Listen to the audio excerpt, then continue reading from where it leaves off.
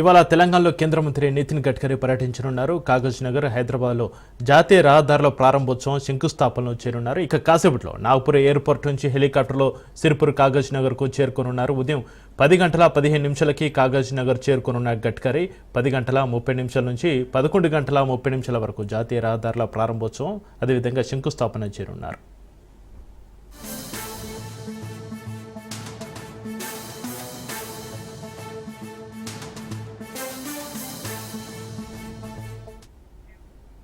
ఇక ఉదయం 11:45కు కాగజ్ నగర్ నుంచి కన్హా శాంతివనానికి పయనం కానున్నారు.